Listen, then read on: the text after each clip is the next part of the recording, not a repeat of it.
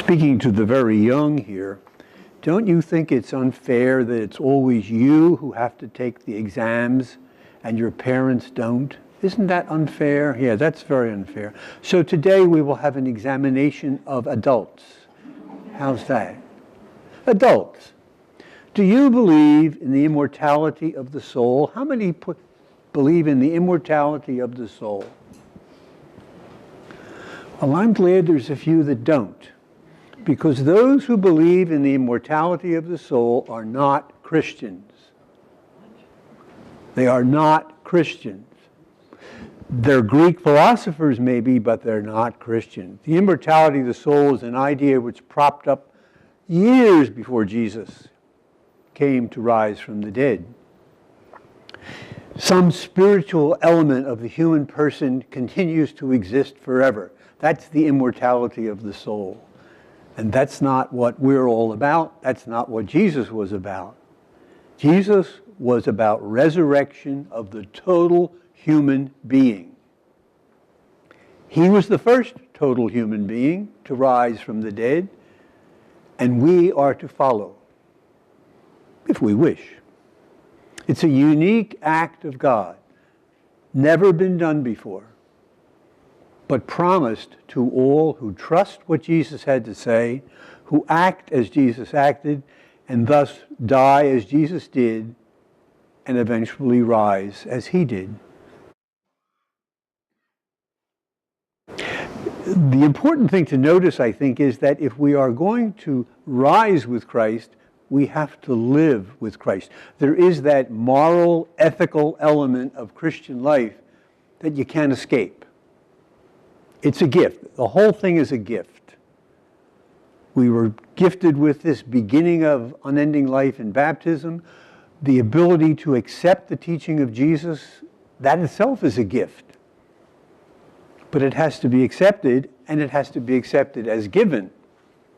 We can't accept unending life unless we are willing to accept Christian life now as we await the resurrection.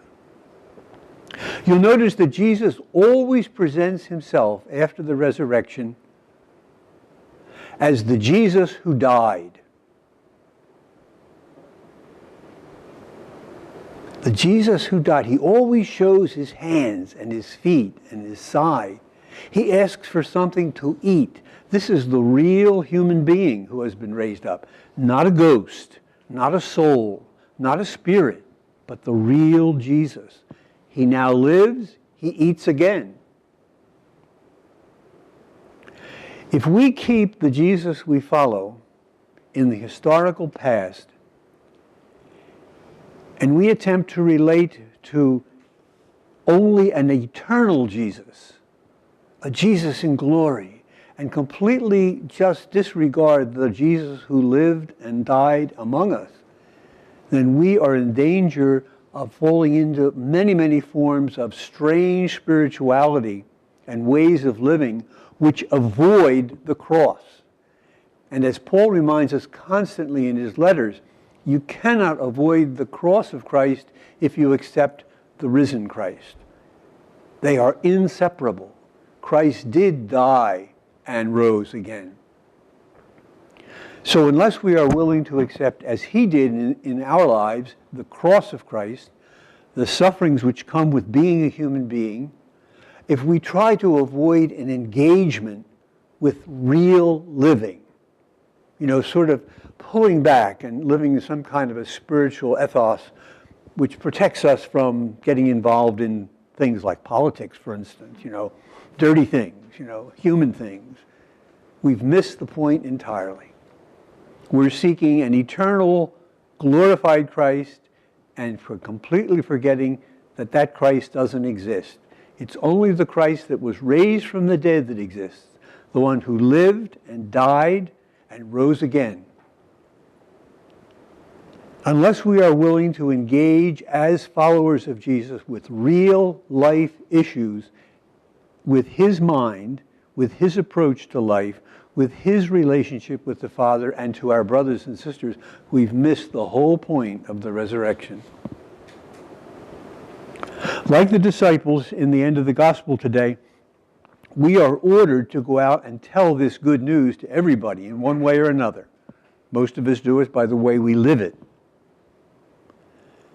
But that also means that we have to accept the consequences of the good news, which means engaging ourselves positively, as Jesus did, in the sufferings of life and the sufferings of others. We cannot enjoy the resurrection, which is promised to us, unless we are willing to live it. And living the resurrection means living the cross, experiencing the tomb, and rising again on the day God wills.